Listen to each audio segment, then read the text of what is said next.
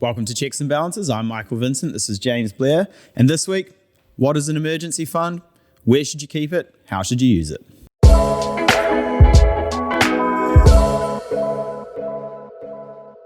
Mike, spring is here, the tulips are on the table, and the fan questions are ready to go. This one is from Dean. I think it came via Facebook. It's a little bit of a longer question, but I will quickly read through it. Hi guys, I've got an idea for a potential podcast topic. What are the pros and cons of using your emergency fund to offset your mortgage? Question we get all the time. In either an offset or revolving credit. The background to this is that my wife and I have managed to save an emergency fund of about 50 grand, but we also have an $800,000 mortgage. At the moment, we are trying to work out where to store the emergency fund. And our current thinking is we might just pop it in a regular savings account in a bank that is not our main bank. Appreciate you can't give personalized advice. However, I hear Mike likes to shoot from the hip. So look forward to it. Thought it would be an interesting podcast episode. Mike, shoot from the hip. Yeah, well, in this scenario, what we usually recommend doing is just taking the funds, putting it in maybe a 50-50 Dogecoin, Bitcoin mix, and then just keeping that in the background and letting that roll. I'm quite bullish on Belarusian futures. Yeah. Big this time of year. Yeah. Spring. Yeah, I mean, they're gonna spring up, right? Yeah, absolutely. No, so look, great question. The piece around the revolving credit or the offset facility, we get quite a bit. But I think before we jump into the details of that, it's probably good for us to give a bit of a background on emergency funds, what we think of them, what they should be used for, and all of that sort of thing. Emergency funds definitely get slept on a lot. I say a good financial plan has three components. Your goals, what are your plans, where do you want to go, how are you going to grow your wealth, and then how are you going to protect your wealth. Yeah. Nobody likes the protection bit. It's boring, but super important. And protection is wills, enduring power of attorneys, the right insurances, but then also the emergency fund. And Mike, ASB has recently done a very interesting report around emergency funds. Yeah, so look, 40% of Kiwis have less than $1,000 in emergency funds. And look, this is the piece where we lose everyone. We start talking about protection, but it is so important. And if you think about that as a stat, 40% of New Zealand adults don't have $1,000 that they can access and just break glass, get the money and go for it. Less than $1,000. Can't even buy a decent 1996 Honda Civic with less than $1,000. That's a wealth team lunch. That's not even a wealth team lunch. Just another day in the wealth team.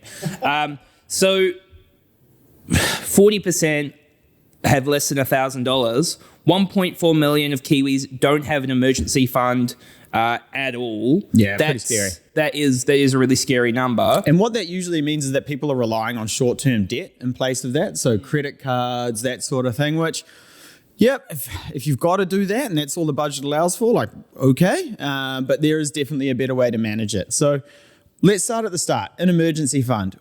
James, what should they be used for and how much should you have? Not for Friday drinks, that's for sure. Get somebody else to pay for the drinks. That's a great part of a plan. Don't pay for breakfasts if you're running short. That's not an emergency fund either. It's when life goes unexpected. And as we know, life always goes unexpected. There are things that pop up that are not part of the plan. So that might be a big dental bill. It might be a car breaks down. Maybe a laptop breaks and you need a new laptop. Maybe a family member has got sick and you need to fly overseas. Maybe you get made redundant in your job and you go, I don't have that weekly paycheck. How am I going to pay my mortgage or pay my rent?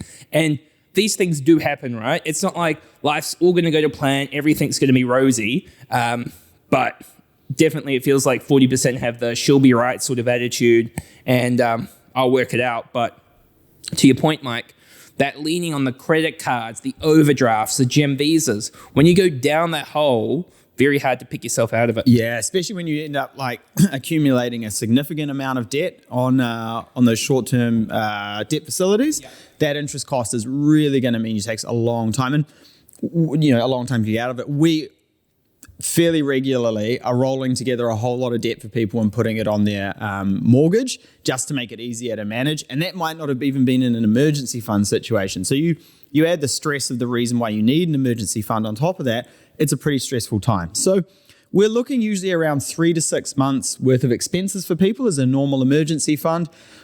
It's usually around 10 to 20,000. So, a $50,000 emergency fund, that's pretty healthy. Yeah, I think so. And coming back to the credit cards and overdrafts, if you do end up using them, like if you're paying like a 20% interest rate, which is super easy to happen on these kind of debts, it's very hard to pay it back off. You end up just servicing the interest. The other one that happens, Mike, is if you have savings, if you put money aside, but it's for your goals, it's to buy your first home, it's to plan for retirement, you also feel like crap if you take the money out and use it for that, which is, it's not good, because a lot of finance and growing your wealth is about the mental component and making sure you're feeling good about the direction you're going in and getting runs on the board. And that's, I mean, it's not as bad as the debt, but not healthy either. Yeah, absolutely. So, okay, we've covered off what an emergency fund should be used for, roughly how much you need. So let's get to the real crux of the question, which is whereabouts should you keep the emergency fund? Should it be in a savings account, a term deposit, revolving credit, offset, index fund, bitcoins? Where should it be? Yeah, it would be very easy to come up with a logical argument that you should put it into the avenue with the highest interest rate. So whether you are talking about Bitcoin or index funds or offsetting interest costs. So you've got to, before thinking about the returns, got to break it down and go, what is the purpose of the emergency fund? And I've also been, and we're going to do an episode as well on the Barefoot Investor, and they refer to it as a mojo account. A little bit of mojo walking down the street, a little bit of pip in your step, feeling good about like where you are and that you're going to be okay in any situation. And if you have it like against a revolving credit or a loan or something like that, the purpose for it, I find, Mike, can get a little bit mixed up, whether, I'm taking money for, it's my emergency fund, but I'm also taking it for these other reasons. Yeah. So I take a slightly different view there. Obviously, maybe because my background is mortgages as opposed to wealth. But if you've got $50,000 sitting in an account, there is no reason why that shouldn't be in an offset account or an offset facility. So just quickly, an offset account or an offset debt facility is where you have, let's say you have $100,000 of mortgage and you have $80,000 of savings sitting in an account. You're only going to pay interest on that $20,000 difference. There's T's and C's that go with it and all that sort of thing. But when you think about it, if I use an offset account as the example, as opposed to a revolving credit facility, which serves relatively the same purpose, the money is still sitting in an account. It's not in a loan account, and you still have access to those funds. You are saving in this market 5, 6, 6.5% of interest, which over the long run is going to make you financially better off. We can argue. Maybe. Is this what's about to happen? You are crazy with that that way of thinking. So I think it depends a lot on the person, right? If you are if you are very astute, if you've got high control over your finances, I think there's an argument for the revolving credit and the mathematical question around what's going to save you the most interest. But it's kind of like, and you know this, the amount of people who have a revolving credit who should not have a revolving credit because they don't have the discipline, the same logic applies to putting your interest, like your money against an offset account. You can't be trusted. You need that money completely separate to have the confidence that everything's going to be all right. Yeah, and where I think James's downfall here is he's talking about the psychology of finance, but he actually hasn't sort of realized what we're talking about. If someone, thanks. 10 minutes in. Good to know. I don't know what we're talking about. Let's look at the stats around the psychology of finance. Like we said at the top of the podcast, 40% of households in New Zealand don't have any sort of emergency fund at all. So I would argue that if someone does have an emergency fund, they are disciplined enough with money to know what an offset account is and how it should work. A revolving credit account is a transactional account.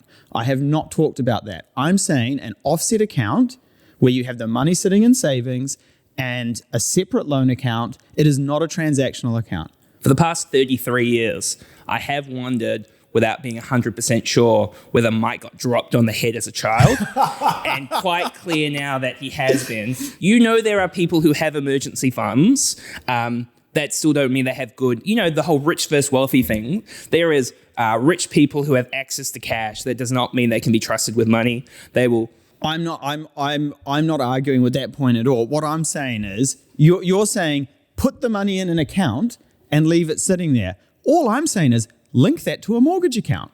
Literally, the account number doesn't change, base number doesn't change, suffix doesn't change. owner doesn't change. All I'm saying is link that to a mortgage account in the background. I am not talking about a revolving credit facility. Robbie's giving us a little bit of a keep it going, stop. Can you have your little bitching fits off camera? What about the purpose of the money? Are we in agreement at least that the purpose of the money should be for an emergency fund only? Because there is examples I see where you might get used for renos, or then I might need a new car. Absolutely. And you can link multiple accounts to an offset facility. Not every bank has offsets. It's only a handful of them in New Zealand do. But I would highly recommend exploring that option. Yes, the purpose is for emergencies. It is for car breaks down. It is for I've got to fly overseas for a funeral, something like that. It is not for Friday night, Saturday night. James doesn't pay for breakfast, so it's not Saturday morning. However, I think we can all agree. We can agree on what the purpose is. I would say it's going to come down to how disciplined you are with money. And if you are disciplined enough to have an offset account, I think you should be looking at, and you have a mortgage, I think you should be looking at, an emergency fund. I think you should be looking at having it as an offset account. So I would take term deposits off the table. We can agree on that one because the money's locked up and you can't use it for an emergency.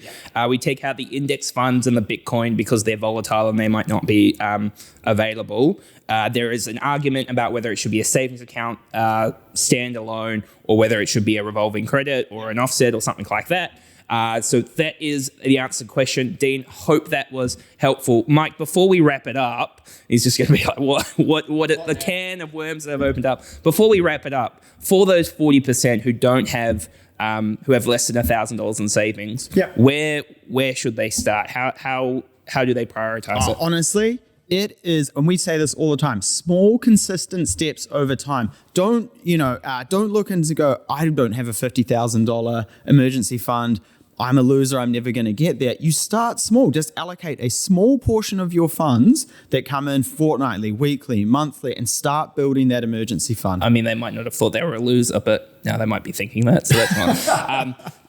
And for those that do have an emergency, it all comes back to Mike's point around the budget and how you distribute your weekly salary. The other thing is once you've got an emergency fund, you should be continuing to contribute to it. Not a large amount. It doesn't need to be lots of money, but a little kind of stream going into it consistently, because when you use it for an emergency, you don't want it to be completely to zero and you're like, oh, I got to build up again. You want it to be consistently drip feeding into it. Yeah. Great. So we'll wrap it up there. Thank you very much for the question. Please, more questions. Keep sending them through. We love to answer listener questions. Please make sure to subscribe, give us a review. We'll catch you next week. Cheers.